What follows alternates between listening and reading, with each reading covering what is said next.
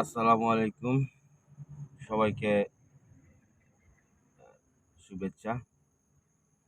আসসালামু আলাইকুম এই কথাটা যে বলছি, এটা আসলে এখনো এটা নিয়ে গবেষণা করার সময় পাইনি। এই সালামটা নিয়েও নাকি অনেকের ঝামেলা আছে। এই সালামও নাকি কোরআন ভিত্তিক না। যাই হোক, আমি এটা নিয়ে এখনো গবেষণা করি নাই, এইজন্য বলতে পারতেছি না। তো যে বিষয় নিয়ে আলোচনা হয়েছিল গত দিনে একটা ভিডিও দিয়েছিলাম। সালাতের ভিডিওগুলো আমি চেষ্টা করব, আল্লাহ যদি চায়। তো এখন সালাতের যে বিষয়টা নিয়ে একটা ভিডিও করছি, সেটা প্রায় ঘন্টাখানিকের। তো ওই ভিডিওটার প্রবলেম ছিল যে আমার আসলে কোনো ডিভাইস নাই, তো নর্মালভাবেই মোবাইলে করার চেষ্টা করি। মোবাইলটা অতটা ভালোটা না। তো এই মোবাইলে যেটা করছিলাম, সাউন্ডে প্রবলেম হয়েছে, যে সাউন্ড আসলে খুব কম সাউন্ড আসলে ঘরের ভিতরে আসলে কথা বলতে পারিনি এরকম। তো সে কম সাউন্ডের ভিডিওটা আপনারা যদি একটু কষ্ট করে, যারা ইচ্ছা হয় কষ্ট করে যদি একটু হেডফোন দিয়ে শুনেন, তাহলে আজকে ভিডিওটা আপনারা বুঝতে পারবেন। তাহলে এটা আগামাতা কিছুই বুঝবেন না এই ভিডিও। তো এই জন্য অনুরোধ করবো, যাদের ইচ্ছা হয় দেখবেন, ওই আগের ভিডিও একটা হেডফোন লাগে, ভালো একটা হেডফোন লাগে, চেষ্টা করবেন দেখা। তাহলে আর ভুল বুঝবেন না আমাকে। আর আমি যদি সত্য মিথ্যা এক করে ফেলি, তাহলে আপনাকে আমাকে ধরিয়ে দিবেন, চেষ্টা করবেন ধরিয়ে দিবেন যুক্তি সহকারে, এবং সবচেয়ে বড় হচ্ছে রেফারেন্স সহকারে। বিসমিল্লাহির রহমানির রহিম। আজকে যে পার্টটা বলবো সালাতের, এই পার্টটা খুবই ইম্পর্ট্যান্ট একটা পার্ট। এটা হচ্ছে যে আমাদের কেবলার পার্ট। আগে যে পার্টটা বলছিলাম, সেটা যে ভূমিকাটা শুরু করেছিলাম সালাতের, আর হচ্ছে সালাতের অজু আমরা যে করি তথাকথিত, সেই অজুর টা পর্যন্ত বলছি। তো এখন এরপরে কি হবে, যে আপনার অজুর করলাম, এরপরে আমরা কি করব? এরপরে যেটা করব সেটা হচ্ছে যে বাসায় অথবা মসজিদ, যেইখানে আপনার যেখানে যেটা যেটা যার ইচ্ছা সেখানেই যাবেন। এখানে কোনো বাধা ধরা কিছু নাই। যার ইচ্ছা হবে মসজিদে, যার ইচ্ছা হবে বাসায়, যে যার যার ইচ্ছা। এটা কোনো বাধ্যকতা আল্লাহ কোরআনে আমি পাই নাই যে মসজিদে গিয়েই তোমাদের করতে হবে, বা আহ, বাসায় থেকেই তোমার শুধু নামাজ পড়বে, নামাজ না সরি মানে সালাত পড়বে, এরকম সালাত কায়েম করবে, এরকম না। এরকম পাইনি, আমি পাইনি, এখন পর্যন্ত পাইনি। আপনারা পাইলে আমাকে জানাবেন। সেকেন্ড বিষয় হচ্ছে যে এখন আপনি যেখানেই যান গেলেন, তার আগে তো বলছি যে আজান যেটা আছে, ডাক জিনিসটা আছে, সালাতের জন্য রসুল ডেকেছেন। তো সেটা আমরা জানি, সূরা জুমা, জুমার সূরাতে আহ, 9 নম্বর, 9 মিলে নিয়েন। তো ওই আয়াতটাতেই পাবেন, 9, 10, 11 এগুলো পড়লেই মোটামুটি আপনি বুঝে যাবেন যে এখানে আসলে ডাকার একটা বিষয় আছে। তো সেই হিসাবে ডাকা ডাকছেন, মুয়াজ্জিন সাহেব ডাকলেন। এখন আপনি যেখানে যান পড়লেন, তো সেখানে আগে গেলেন, গিয়ে কি করবেন? আহ, সেখানে গিয়ে বাসায় যে আপনারা করবেন, মসজিদের ক্ষেত্রে মসজিদে গেলেন, অজু থাকলে অজু করে গেলেন, অথবা ওখানে গিয়ে অজু করলেন, যেটাই করেন সমস্যা নেই। তবে অবশ্যই অজুর ভিতরে পা মাসে করতে হবে, পাটা মাসে করতে হবে, এটাই হলো ঝামেলাটা। আচ্ছা, তারপরে আর মাথা মাসে নিয়ে একটা বিষয় আছে, যে মাথা মাসে করবে। এখন এটা নিয়ে অনেক দ্বন্দ্ব, এত দ্বন্দ্ব কিছু না। মাথা বলতে আমরা পুরো মাথাটাই বুঝি। মাসে বললে আপনি সবই, এই টু স যা আছে, মাথা মুথা যা আছে, কানের এই সাইড দিয়া, এই যে দিক দিয়ে, এটাও তো মাথার অংশ। কানের সাইডটা টেম্পোরাল হেড, আমরা টেম্পোরাল যেটা আমরা বলি বোনস, এইটাও আপনার মাথার অংশ পড়ে। কানটা আসলে মাথার অংশ পড়ে না। কান টানলে মাথায় কিন্তু আসে, কিন্তু কানটা মাথার অংশ আমরা মেডিকেলীয় ভাষায় পাই। মেডিকেলীয় ইয়ারটা আলাদা, ইয়ার, নোজ এগুলো আলাদা। হ্যাঁ, আমরা গ্রস মাথা বললে হবে না। আল্লাহ এত বোকা না যে আপনার, আল্লাহ বলে দিবে। যেমন আল্লাহ কিন্তু বলে দিছে যে হাতের কোন অংশ পর্যন্ত উঁচু করবেন, হাত ধুবেন হচ্ছে কোনোই পর্যন্ত। কোনোই কিন্তু উল্লেখ করছে আল্লাহ। যদি হাত শুধু উল্লেখ করতেন তাহলে প্যাঁচ লাগতো। কিরকম প্যাঁচ লাগতো?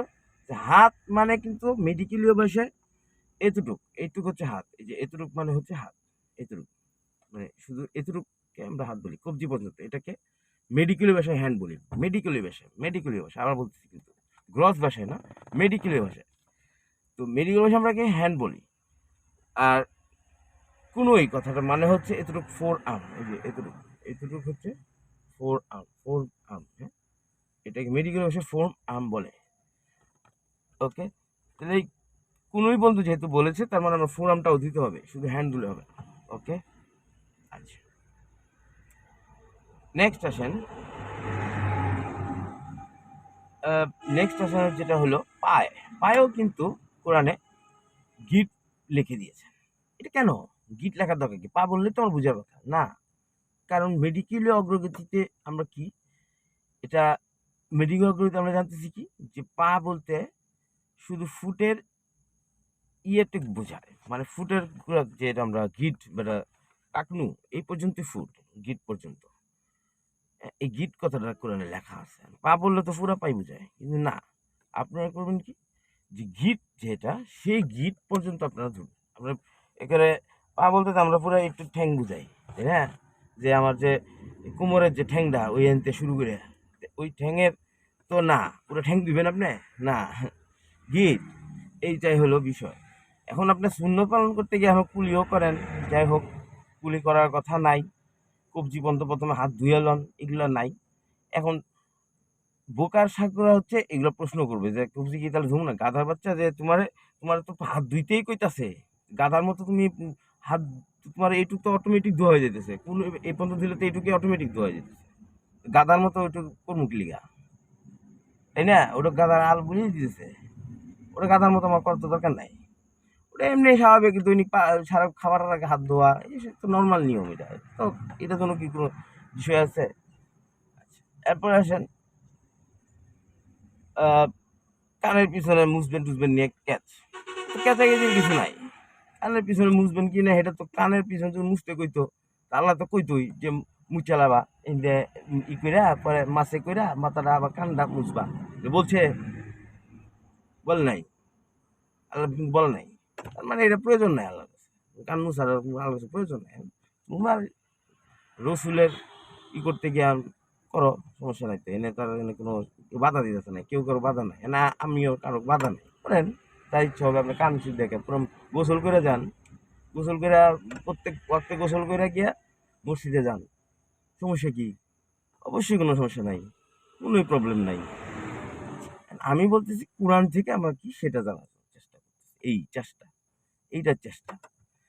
আচ্ছা, গেলেন।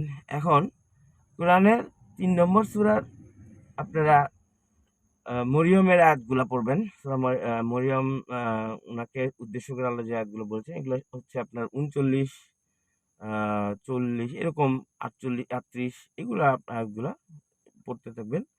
ওদিকে এগুলো পড়তে পারলে বুঝবেন যে ওখানে মেহরাব কথাটা আছে। মেহরাব, মেহরাব মানে আমরা তো বলি মসজিদের যে সামনে গুটলার মতো যে বানায়, গুন্ডুর মতো, ওই গুন্ডুটা হচ্ছে মেহরাব। এই গন্ডু সিস্টেম চালু হয়েছে কবে? হ্যাঁ, গন্ডু সিস্টেম চালু হয়েছে কবে জানেন? কেউ তো জানেন না, আমিও জানতাম না। তো ওই দিন দেখলাম এই গন্ডু সিস্টেম চালু হয়েছে আপনার আব্বাস, এই উমাইয়া খলিফা, ওই ওদের সময়, যে কেবলার নির্দেশ করার জন্য তারা এরকম সামনে গুটুর মতন ওটার নাম দিচ্ছে মেহরাব। ঠিক আছে, এখন ওই সময়গুলো আর এই শব্দগুলো আগের থেকেই ছিল, আরবিতে ছিল, আমাদের কাছে এগুলো তো আসলে নতুন। এই মেহরাব মানে হচ্ছে ওটা বানাইছে, কিন্তু আসলে না, কোরআনের অনুযায়ী মেহরাব মানে ওইটা না। মনে হচ্ছে যে বাসার মধ্যে যে একটা একটা জায়গা বানাবেন, সেই জায়গাটার স্থানটা যেখানে আপনি সালাদ পড়বেন, সালাদ কায়েম করবেন, ওই সালাদ যে বাসায় প্রতিষ্ঠা করবেন, আপনার বাসায় প্রতিষ্ঠা করবেন সালাদ, হ্যাঁ, সালাদ কায়েম মানে কি, সালাদ বাসায় প্রতিষ্ঠা করতে হবে। সালাদ কায়েম বাসায় যখন প্রতিষ্ঠা করবেন, তাহলে বাসায় সালাদ কায়েম হয়ে গেল। এবার বাইরের, হ্যাঁ, সেটাও সালাদ কায়েম করবেন। বাইরেটা হলো যে মসজিদে গেলেন, ওইখানে গিয়ে সালাদ কায়েম করলেন, এই তো স্যার। তাহলে বাসায় যে কামাই কামাই কালাম, বাসায় যে আপনারা সালাদ কায়েম করতেছেন, সেটার জন্য আপনার কি করতে হবে, একটা ছোট মেহরাবের মতো, প্রতিটা ঘরে একটা, বাসায় একটা ঘরের মধ্যে মেহরাব থাকবে, যে ওখানে একটা আলাদা একটা কক্ষের মতো থাকবে। ওই কক্ষে আপনি আল্লাহর সাথে আপনার যত চাওয়া আল্লাহর কাছে আছে, ওইখানে আপনারা বসে এবং অবাস্তব চাওয়া না, পাগলের চাওয়া না, একজন মানুষের চাওয়া যেটা হইতে পারে। আপনি যে অবস্থায় আছেন, আপনার অবস্থার যে চাওয়াটা, ওই চাওয়াটা চাবেন ওই মেহরাবে।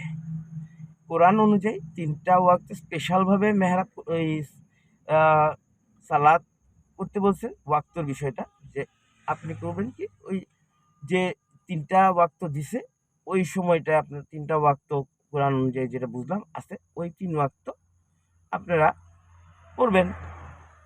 3 ওয়াক্তর বেশি যদি কেউ পড়ে পড়ুক, সমস্যা কি? সমস্যা তো নাই আল্লাহর, আপনার সমস্যাটা কি? আল্লাহর যেখানে সমস্যা নাই, এনে তো আপনার প্রবলেম থাকার কথা। কেউ যদি 5 ওয়াক্ত না 20 ওয়াক্ত নামাজ পড়ে, আপনার প্রবলেমটা কি? কোনো সমস্যা আছে? নাই। আমি পড়ি না কেন সেটা আমার বিষয়, তাই না? আমার আল্লাহর সাথে আমার কি কানেকশন সেটা আমার। বা কেউ নামাজ পড়তেছে না, হ্যাঁ, তারে তো আপনার কিছু করার নাই, আপনি কি করবেন সেটা? সালাত কায়েম মানে হচ্ছে আল্লাহর যে ওইটা হলো প্রার্থনা। প্রার্থনা কি মিল্লা করা যায়? করা যায়। হারুন আলাইহিসসালাম এবং মুসা আলাইহিসসালাম মিলে করতেন, সেটা তো গণ প্রার্থনা। আর পার্সোনাল প্রার্থনা আছে না, সেটা কি আপনার ওই সবাই মিল্লা গিয়ে পার্সোনাল প্রার্থনা করে? বোকারা এই কথা বলবে, ঠিক আছে? পার্সোনাল প্রার্থনা আল্লাহর সাথে পার্সোনালি করবেন, সেটা ঘরে। ওকে, এখন যদি বুঝেন তো বুঝলেন, আর না বুঝলে আপনারা কমেন্টে জানানোর চেষ্টা করেন, ঠিক আছে? আমার কথা যদি ভুল হয়ে থাকে, অবশ্যই আমি বলছি বারবার যে সত্য মিথ্যা আপনার মিশ্রণ, এটা আমি চাই না। এখন যদি ভুল ক্রমে হয়ে যায়, অবশ্যই আপনারা এটা ধরায় দিবেন। তো ওয়াক্ত আপনার হচ্ছে 3 ওয়াক্ত কথা কোরআনে যে আছে, সেটা হলো সালাতুল উইস্তা। উইস্তা আছে হচ্ছে মধ্যবর্তী সালাত, সালাতুল উইস্তা। এটা আপনার পাবেন হচ্ছে 2 নম্বর সূরার 238 নম্বর আয়াত, ওইখানে আপনারা ওখানে পাবেন উইস্তা। আচ্ছা, এরপরে আপনারা ফজর আর ঈশা সালাতুল পাবেন। এইটার আয়াত নাম্বারটা আমার এই মুহূর্তে একটু মনে নাই, ওটা গত ভিডিওতে আমি বলছি, আপনারা টুকে নিন। আচ্ছা, এখন ওয়াক্ত শুরু হইলো, আপনি 3 ওয়াক্ত পাইলেন। একটা হইলো ঈশা, মানে ঈশা বলতে এখন কি বুঝাইছে, যে রাত, আমরা যেটা বুঝি রাতের অংশ, এবং কোরআন অনুযায়ী এটা নিয়ে গবেষণা করতে হবে। এটা আমি পুরোপুরি গবেষণা করিনি, তবে ঈশা ওয়াক্ত একটা আছে, সেটা হলো কি যে রাত, মানে আপনারা যদি গণভাবে দেখেন। আর ফজর সেটা হলো সকালবেলা, এটা কোরআন অনুযায়ী ফজর সকালবেলায় বুঝাইছে। সকালে পড়বেন, সকালে আপনি সালাত করবেন। সকালে আপনি কয়টায় পড়বেন, এইটা তো ভাই আপনার ব্যক্তিগত ব্যাপার। আপনি ধরেন ফ্রি হইছেন, মানে মনে করেন যে আমি এখন ফ্রি, এখনও তো রাত চলতেছে, আমার কাজ শেষ, দিনের কাজগুলো শেষ, দিনের কাজগুলো আমার শেষ। তাহলে এখন আমি দিনে যেহেতু আমার কাজ শেষ, আমার যেগুলো কাজ দরকার ছিল আয় উপার্জনের, এটি আল্লাহর রহমতে শেষ। তো এখন আপনি করেন, রাত এখন হয়েছে আমার ধরেন 12টা 1টা বেজে গেছে, 1টা বাজে, এখন আমি ফ্রি। এখন আপনি আল্লাহর কাছে চাইলেন, আপনার প্রার্থনা করলেন, ওইটাই তো সালাত। হ্যাঁ, ওইটাই তো সালাত, প্রার্থনা করলেন।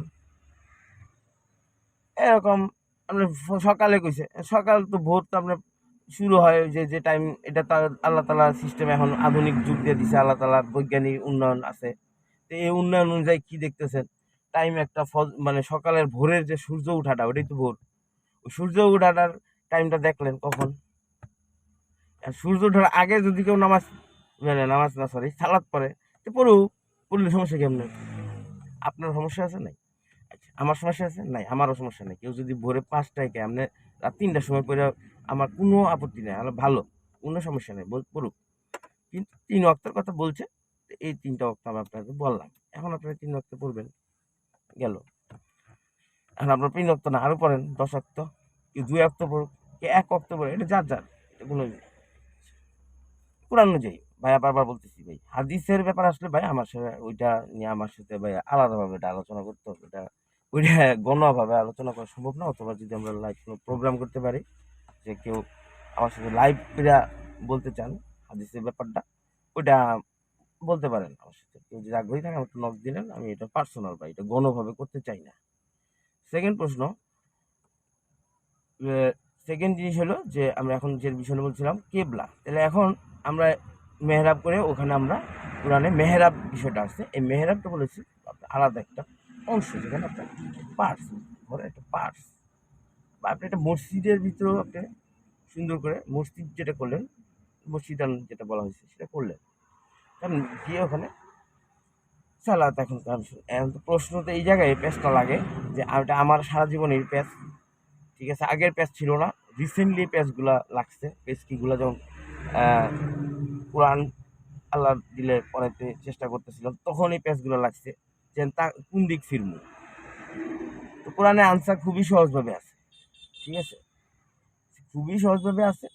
2-170 না, আপনার সূরা বাকারাতে যে 2-144 নম্বর আয়াত থেকে শুরু করবে, একদম 2-150 বাংলা অর্থগুলো পড়েন, ঠিক আছে। ওইখানে আপনার বলা হয়েছে যে কোনো দিক পূর্ব পশ্চিম যাই বলে সবই আল্লাহর দিক, কোনোই নেই। আপনি যেদিকে ফিরে সেদিকে ফিরে নামাজ পড়বেন, ওটাই আপনার ক্যাবলা, ওটাই দিক। এখন কোন জায়গায় বলতেছি? ঘরে। মাথায় কিন্তু রাখবেন ভাই, আমি কিন্তু মসজিদেরটা এখনো শুরু করি নাই। ফার্স্টলি আপনি ঘরের নামাজটা কীভাবে পড়বেন, ঘরের নামাজটা, সরি সালাদটা কীভাবে পড়বেন সেটা বলতেছি, কিন্তু ঘরের পাঠ জিনিসটা প্যাঁচ লাগায় না। ঘরের পাঠে আপনি কি দিকটা কি করবেন? ঘরের পাঠের দিকটা হবে যে কোনো দিক, যে কোনো দিক। হ্যাঁ, যে কোনো, এখন যদি কেউ আমাকে বলতে চান যে না আমি এটা কি শুরু করলাম, আমার বলেন তাহলে কি হবে? এখন যে আপনার বলতেছেন যে কেবলার দিকে তাকায় করতে হবে, যে মানে যেদিকে আমরা মনে করি যে কাবা বা মনে করি মসজিদুল হারাম, সেদিকে ফিরে করতে হবে, ঠিক আছে। তো এইটার এই বিষয়টা নিয়ে গবেষণা করেই তো গোলাটের সৃষ্টি হয়েছে। কীরকম? যে আল্লাহ তাআলা বলতেছে যে কোনো দিক, ঠিক আছে, যে কোনো দিক। এখন আমি কেন ঘরে বলতেছি যে কেন যে কোনো দিক? কারণ কারণ আছে। সেই কারণটা হইল, আপনারা পড়বেন সূরা সূরা পড়বেন হলো এটা হইলো 10 নম্বর সূরা। 10 নম্বর সূরাটার নাম হইলো ইউসুফ। ইউসুফ এই সূরাটা পড়বেন। এই সূরার শুধুমাত্র একটা আয়াত পড়বেন, আর যদি আপনার ইচ্ছা হয় পুরা সূরা পড়বেন, আর কারো যদি ইচ্ছা হয় আগে পিছে পড়েন, কোনো সমস্যা নাই, কনটেক্সট বুঝবেন। তো আপনারা যারা এটাও পারবেন না, অন্তত শুধুমাত্র ভাই অনুরোধ যে শুধু এই আয়াতটা পড়েন। আমার মাথায় প্রচুর প্যাঁচ লাগিয়ে আছে, এই আয়াতটা একটু দয়া করিয়া মায়া করিয়া, যাদের মানে একটু মানে ফাঁক পাইলে ভাই এই একটা আয়াতে বাংলাটা আমাকে বললেন। ওখানে লেখা আছে যেটা যে 10 নম্বর সূরার ৭৯ নম্বর আয়াতটা, হ্যাঁ, ৭৯ নম্বর আয়াতটা মনে রাখেন। 10 নম্বর সূরার ৭৯, ৭৯ তো সম্ভবত, হ্যাঁ ৭৯, ৭৯ আপনার ৮৭, ৮৮, ৭৯, এই তিনটার মধ্যে পাবেন। ৮৭, ৮৮, ৭৯ এইখানে যে কথাটা পাবেন সেটা হলো যে মূসা আর হারুনকে ওহী করা হলো আল্লাহ পক্ষ থেকে, যে মানে মূল কথাটা বলতেছি, বরাবর বলতেছি মূল কথাটা, যেটা আমি বুঝটা যেটা যে কেউ বুঝবে, এটা একদম পানির মতো, যে তোমরা মিশরে ঘর নির্মাণ করো, যেই কতগুলো ঘর, মানে অনেকগুলো ঘর নির্মাণ করতে বলছে, ওই ঘরগুলোকে তোমরা কেবলা বানাও। মুসা আলাইহিস সালামের কোরআনের আয়াত কিন্তু, হ্যাঁ, 10 নম্বর সূরা ৭৯, ৮৭, ৮৮, ৭৯ এই তিনটা ৭৯টাই, ৭৯টাই ধরেন। তো এখন ধর মানে ৭৯টাই, ৮৭, ৮৮টা মানে আমার একটু হচ্ছে, আপনি দেখে নিন এই তিনটার মধ্যেই যান, তিনটার মধ্যে। তো এখন কেবলা তাদের ঘরগুলাকে, তার মানে ঘরের কেবলা ঘর, আচ্ছা, কাবা দিকে ফিরে আমরা, বা সরি মসজিদুল হারামের দিকে ফিরে আমরা সালাত কায়েম করি, যেটা প্রচলিত। তো মসজিদুল হারামের যে মেন যে কাবাটা, ওইটাই তো আমাকে মেন লক্ষ্য, যে কাবাটার দিকে, কাবার ভিতরে তাহলে আপনি কেমনে পড়বেন সালাত, কেমনে নামাজ পড়বেন? হ্যাঁ, যে কোনো দিকে ফিরেই তো পড়তে হবে, কারণ এটাই তো মেইন ভাই, তাই তো? এছাড়া তো আমি যুক্তি দেখি না, ভিতরে যে কোনো। তো ওই ঘরগুলোকে কাবলা বানাইতে বলছে মুসা। এখন কেউ প্রশ্ন করতে পারেন যে মুসা কে ঘর বানাইতে বলছে? এটা তো আর রসুলকে ঘর বানাইতে পারেনি। রসুলকে তো বলছে ২ নম্বর সূরার ১৪৪ থেকে, মানে ১৪২ থেকে এই আয়াতগুলো পড়বেন। নেক্সট আসতেছে। হ্যাঁ, আচ্ছা, প্রশ্ন থেকে যায় কিন্তু। এখন আসেন ২ নম্বর সূরার ৪২ নম্বর আয়াত থেকে, বা ৪২ থেকে ৪৪ থেকে, ২ নম্বর সূরা ৪৪ থেকে শুরু হবে পেজ কিটা। ওইখান থেকে লেখা আছে একদম ৫০ পর্যন্ত। সবগুলো আয়াত ধরে ধরে পড়া ভাই এখন সম্ভব না। আপনাদের মেন বেসিকটা আপনাদের বলছে, বাকিটা আপনাদের দেখতে হবে ভাই, সম্ভব না ভাই, অনেক ভাই।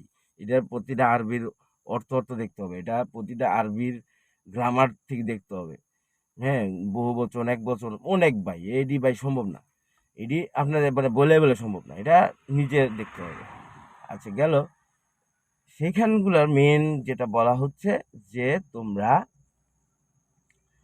তোমরা তোমাদেরকে ঘুরাই দেয় কিসে, মানে ইয়েরা জিজ্ঞেস হঠাৎ করে ঘুরে গেছে কা রসুল সাল্লাহ সাল্লাম হঠাৎ করে কইরাই সালাতে দাঁড়ানো অবস্থায়, বা এটা ওখানে আল্লাহ তাআলা বলতে মানে সালাতের জন্যই তো ওখানে দাঁড়াইছে নিশ্চয়ই। তো ওখানে সবাই সাহাবীরা সহ যে তোমাদের কেবলা ঘুরাইতে বলতেছে, তার মানে সালাতেই তো ছিল, আর কি থাকতে পারে। কিবলার দিকে তাকায় মানুষ কি করে? সালাতই তো করে বর্তমানে যে আমরা যেটা দেখতেছি। তো উনি কেবলাটা নগদ ঘুরে গেলেন গা মসজিদুল হারামের দিকে, মক্কার দিকে। যে মসজিদুল হারামের দিকে যে ঘুরে গেল, কেউ কেউ ঘুরলো না।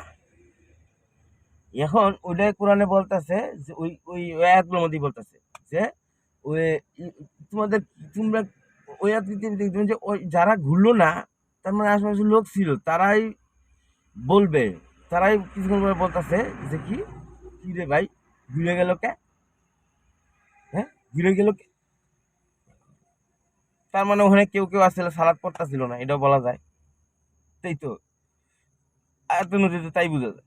আচ্ছা, তো এটা না বোঝার কিছু না, তো বলতেই পারে অনেকে তো সালাদ পড়েই না, আমরা তো সালাদ সবাই কি সালাদ পড়ি?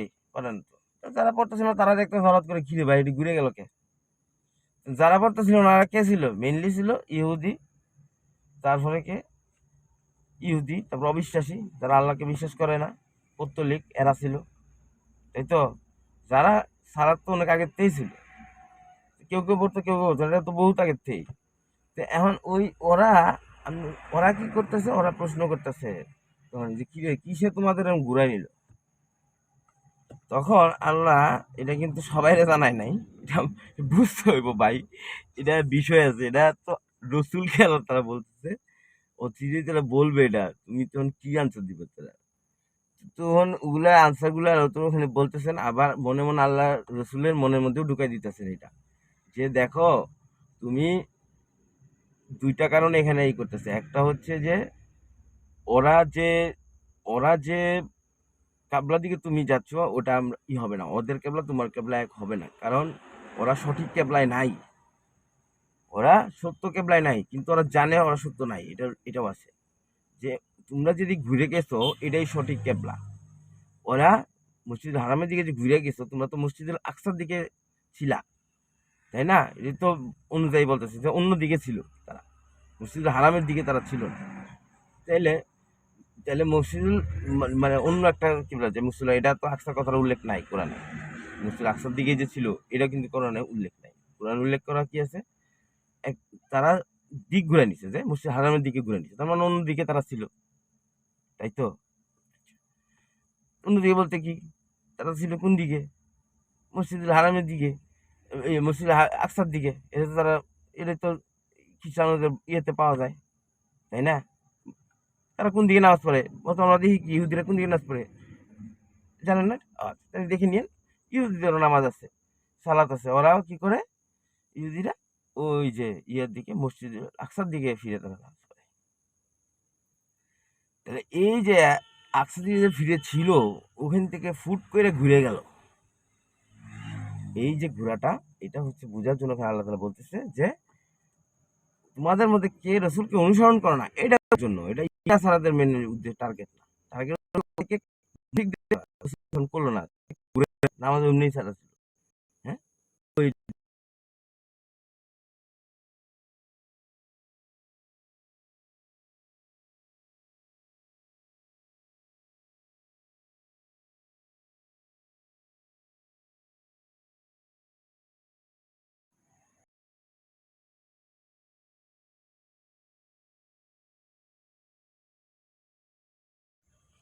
তো মসজিদুল আকসার দিকে যে ঘুরে গেছে, এটা আকসা থেকে যে মসজিদুল হারামের দিকে ঘুরে গেছে, এটা একটা হলো পয়েন্ট তাদের যে অনুসরণ কে করলো না বোঝানো। আরেকটা হচ্ছে রসুল মনে মনে চাচ্ছিলেন তার বাসার দিকে, তার ঘরগুলোর দিকেই যাতে, তার জন্ম দিকেই যাতে, মসজিদুল হারামের দিকেই যাতে কেবলাটা হয়, এই জন্য আকাশে তাকাইছে। তার মানে কি সালাতে তাকাতাকি করা যাবে না? এটাতে তো বলা হয় যে আকাশের দিকে রসুল তাকাইছিলেন। তো সালাতের মধ্যে তো কথা তো আল্লাহর সাথে চলবে, সমস্যা কি? এখন এটা আপনি একটু নড়াচড়া করলে যে আপনার সালাদ ভঙ্গ হয়ে গেল, এরকম কিছু না। হাসি আসে।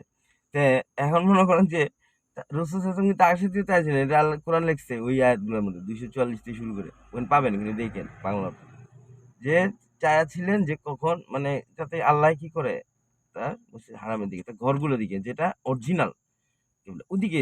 আর দেখেন ওখানে লেখছে যে, ওখানে ওই আয়াতগুলোর মধ্যেই আছে যে তোমরা এটা জানো সত্য, মানে যারা এই কিতাবীরা জানে, কিতাবীরা আছে যে কিবলা আছে, সেই কিবলাটা কিতাবীরা জানে সঠিকটা, কিন্তু এরা মানে না। অদ্ভুত, যেটা আমরা কিতাবীরা জানতেছে কেন? দেখেন মুসার উপর কিন্তু তরা নাজিল হয়েছে, ইহুদিরা সালাত কাম করতেছে কোন দিকে? ইয়ের দিকে, মসজিদুল আকসার দিকে বর্তমানে। কিন্তু তারা কি বেসিক্যালি তাদের তাদের হওয়ার কথা ছিল কি ঘরের দিকে, তাই না? হিসাব তো এটাই হয়, ঘরের দিকে তারা থাকার কথা ছিল। তারা আর মুসার ওই ওই ওহিটা আর মানে নাই, তারা তালমুদকে নিছে। তাওরাতের অপোজিট গ্রন্থ হচ্ছে তালমুদ। আমাদের যে গ্রন্থ যেমন কোরআন, এইটার অপোজিট আরো আছে হাদিস অনেকটি, এডি আমরা গ্রহণ করতেছি। আর যাই হোক, বাদ দেন, ওইটা আবার ক্যাশ লাগবে। যাই হোক, এই হলো মোটামুটি অবস্থা যে কেবলাটা তাহলে ঘরগুলাকে কেবলা, এই জন্য বাসায় যখন আপনারা ই করবেন তখন কেবলা ঘর। আচ্ছা, এই আয়াতগুলোর মধ্যে একটা ঝামেলা হইতে পারে, এটা আমার মা এটা আবিষ্কার করে দিয়েছেন, খুবই একটা চমৎকার। সেটা হচ্ছে যে এই সূরাটা যদি মদিনায় নাজিল হয়, কোরআনের অনুযায়ী সূরাটা মদিনায় নাজিলকৃত, প্যাচটা আপনাদের বলতেছি। কোরআনের অনুযায়ী মানে মদিনাকে, এটা কিন্তু কোরআন বলে নাই যেটা মদিনার অবতীর্ণ, এটা কি বলছে? না। এইটা ভুল বুঝছেন আপনারা। কোরআনে কোথাও লেখা নাই যে এই সূরাগুলো, এই সূরাটা এখানে অবস্থিত নাজিল হয়েছে, এই সূরাটা এই মক্কায় নাজিল হয়েছে, এই সূরাটা মদিনা, এটা কিন্তু কোরআনে উল্লেখ নাই। এটা কিন্তু কোরআনে উল্লেখ নাই ভাই। এটা উল্লেখ করছে পরবর্তী এরা স্কলাররা, কিন্তু কোরআনে কোনটা কোন জায়গায় হয়েছে এটা কিন্তু নাই ভাই, নাই ভাই। এটা আপনি জোর করে আনতে পারবেন না, হাদিসেরই দিয়ে বললাম তো, ওটা আমার সাথে কোরআন দিয়ে আনতে পারবেন না। কোরআনে কোথাও লেখা নাই যে এই সূরাটা এখানে, এই সূরাটা কোরআনে লেখা নাই, ওটা অ্যাড করছে। তো কোরআনে এটাও নাই যে এই সূরার সাথে এই অংশ ঢুকবে, এটার সাথে এটাও নাই। আচ্ছা যাই হোক, ওটা নাই, বাদ, যেটা নাই সেটা বাদ। আচ্ছা, এখন তাহলে যদি এটা মদিনায় নাজিল হয়, তাহলে পেঁচটা হইল মদিনা, তাহলে ওই সময় সাহাবীরা ছিল, তো তারা যদি এখন নিজের ঘরে ঘুইরা নিজের ঘরের দিক ফিরে মানে ফিরে শুরু করবে, মানে ওদের ঘরটা আসলে হিসাবে হচ্ছে কি ইয়ে কি বলে, ওদের তো ওদের তো দিক ছিল ইয়ের দিক, নর্মালি তারা মুখে আস্থাতে ছিল, কিন্তু ওদের ঘর ঘর যেটা ওদের ঘর বাড়ির দিক তো তাহলে মদিনার দিকে হইতেছে, ইয়ের দিকে হইতেছে না, মসজিদুল হারামের দিকে তার হইতেছে না, তাই না? তাই নয় কি? তাহলে তাহলে কি দাঁড়াইলো যে তাইলে প্যাচ লাগে যায়, তাহলে এই আনসার সাহাবিগুলো তাহলে কি করবো? আনসার সাহাবিগুলো এখন ওই আল্লাহ তালা ওই আয়াতে বলেই তো দিছে যে কে কে কে হচ্ছে তোমার অনুসরণ করবে আর কে অনুসরণ করে না, এটাও আমি বোঝার জন্য মেনলি কিন্তু তাহলে এখানে যারা অনুসরণ করে, তার মানে দেখেন কেউ কেউ কিন্তু ঘুরে নাই, ঠিক আছে? তাহলে ওটা বোঝার জন্য, তাহলে যদি এটা মদিনায় নাজিল হয়, তাহলে কিন্তু ওদের ওদের ঘর যদি মদিনাও হয়, তাকাইতে হবে কিন্তু, তাদের ঘুরতে হবে কিন্তু মসজিদ হারামের দিকে, কারণ এটা রসুলকে অনুসরণ, কারণ রসুল ওই সময় জীবিত ছিল, কিন্তু এখন তো জীবিত না। ওই জীবিত স্মরণটাই হচ্ছে কি জীবিত অনুসরণ, যেটা তারা করে নাই, মুনাফিক হয়ে গেছে। এখন এটা যদি এই সূরা যদি মক্কায় নাজিল হয়, তাইলে হিসাব মিলে, তাইলে আপনার হিসাব একদম পারফেক্ট মিলে যায়। কারণ মক্কাটা তাদের মক্কাটা বা ওই মসজিদুল হারামটা, মক্কায় অবস্থিত মসজিদুল হারামটা হচ্ছে তাদের বাসস্থান, ওটা ওরা ওই দিক থেকে ঘুরে একদম মিলে যায়, পারফেক্ট। ওকে, এখন আপনারা তাহলে মসজিদে গেলে কি করবেন?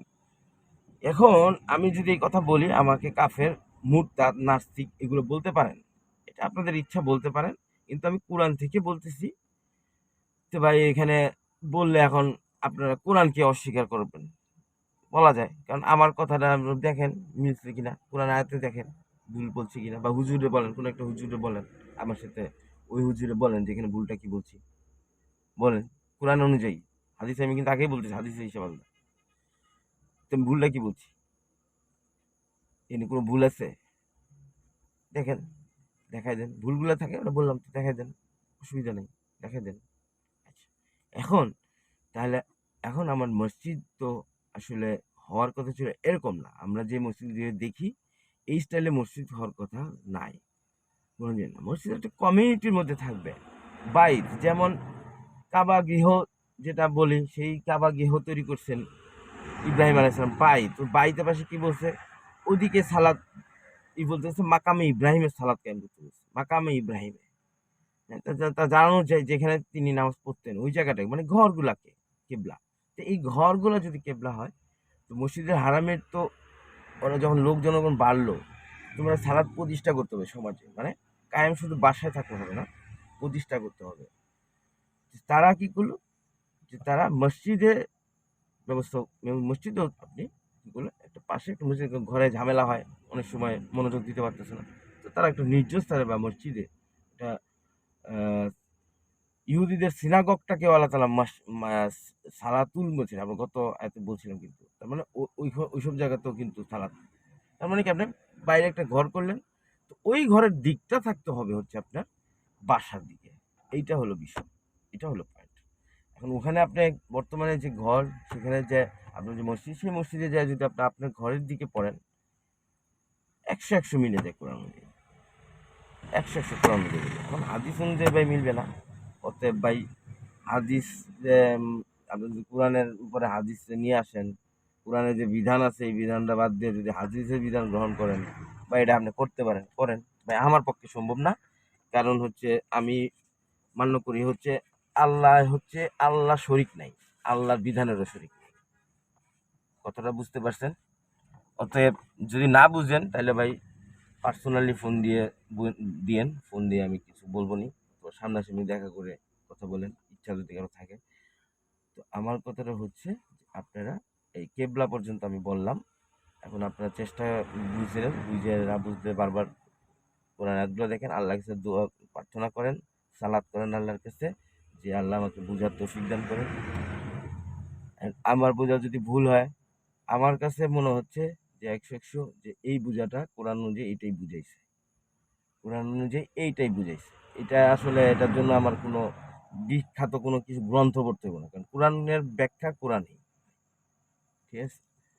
অতএব আশেপাশে আপনি কিছু জিনিস নিবেন কোরআনকে বোঝার জন্য, এটা ভুল বুঝে না, কোরআনটাকে বোঝার জন্য, কিন্তু কোরআনের ব্যাখ্যাটা কোরআন থেকেই দিতে হবে, কিন্তু তার কনটেক্সট বোঝার জন্য আপনি কিছু আশেপাশে ঐতিহাসিক ভিত্তি নিতে পারেন, এগুলো নলেজ জানার জন্য। হ্যাঁ, এই অবশ্যই পড়েন, হাদিস পড়েন, অবশ্যই পড়েন হাদিস, নলেজ জানার জন্য। কিন্তু এই নলেজগুলো যদি আপনার কোরআন সাংঘর্ষিক হয়, তাহলে সেই নলেজের কোনো ধর্মীয় ভিত্তি নাই, সামাজিক ভিত্তি থাকতে পারে। হ্যাঁ, আপনি লেনদেন করলেন হাদিস থেকে নিয়ে, যে কিভাবে লেনদেন, আমরা জাকাত, জাকাত বিষয়গুলো ঝামেলা আছে, যাই হোক এটা আমি বলতে পারবো না। এটা এখন আপাতত আমি যে বিষয় নিয়ে আমার দরকার, এবং খুবই জিনিসটা দরকার, কারণ আমরা ছোটবেলা থেকে জানি নামাজ না পড়লে আমার জাহান্নাম নিশ্চিত, এটা নিশ্চিত ভাই, এটা এটা ভাই জাহান্নাম নিশ্চিত, নামাজ না পড়লে জাহান্নাম নিশ্চিত ভাই, এটা জন্মগত ভাই আমাকে শিখাইছে ভাই। এখন ভাই এটা, এখন আমার কথা হইলো যে নামাজ না পড়লে যে আমার জাহান্নাম নিশ্চিত, হ্যাঁ, এইটা নাই তো। সালাদ কায়েম না করলে সমস্যা আছে, এইটা আছে। নামাজ যেটা আমরা তথাকথিত ভাই, তথাকথিত নামাজ, এইটার সাথে ভাই জাহান্নামের কোনো সম্পর্ক নেই, সম্পর্ক আছে সালাদ কায়েমের সাথে।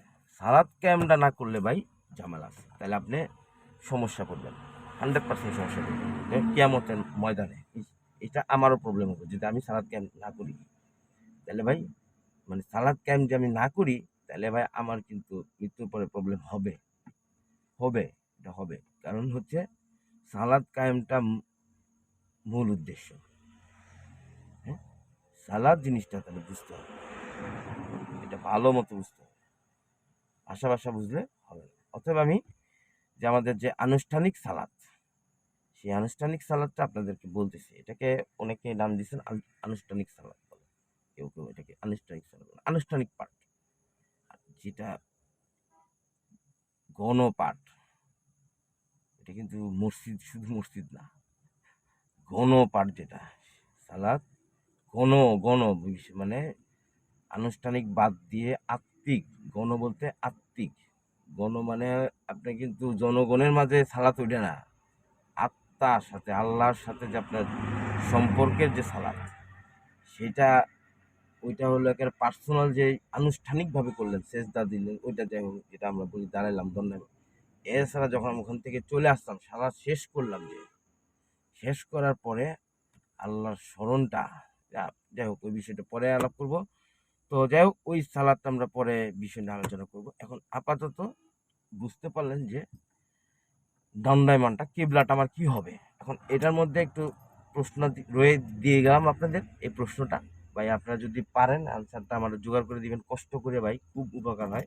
অনেকে আনসার প্রশ্নটা করেছি আমি এখন পর্যন্ত, কিন্তু কোনো উস্তাদকে বা হুজুরকে আমি করতে ভয় পাইতেছি ভাই, বিরাট ভয় লাগতেছে। কারণ এটা বললে ধরা, আমাকে মুরতাদ বলতে পারে, আমাকে কাফের বলতে পারে, ঠিক আছে। অতএব আমি এই ভয়টা আছি। তাইলে এই জন্য ভাই কারণ আমি আপনাদেরই প্রশ্ন করে গেলাম যে এটা একটু আনসারটা দিয়েন, যে এটা কি আসলে সাহাবীরা যদি হয়, এটা যদি মদিনায় নাজিল হয়ে থাকে, এটা যদি সত্যি মদিনায় নাজিল হয়ে থাকে, তাহলে একটু ঘাপলা লাগে যায়, ঠিক আছে। তো যাই হোক, এই মোটামুটি কোরআন অনুযায়ী দিক আমার ধারণা, আমি কোনটা মদিনায় কোনটা মক্কায় নাজিল হয়েছে এটা আমি বিশ্বাস করি না, ঠিক আছে। কারণ এটা হলো কোনো প্রমাণহীন। হ্যাঁ, আর যদি বলেন অন্য হিসাব, ওটা অন্য আলোচনা, যে কোরআনকে আপনারা বলতে চান যে না এটা কোরআন, এটা অন্য ডিবেটের কথাবার্তা, ঠিক আছে, ওই বিষয়টা আলাদা বিষয়। এখন আমরা যেটা আমরা বিশ্বাসী যারা আছি, ওটা বিশ্বাস অবিশ্বাসী বিষয়।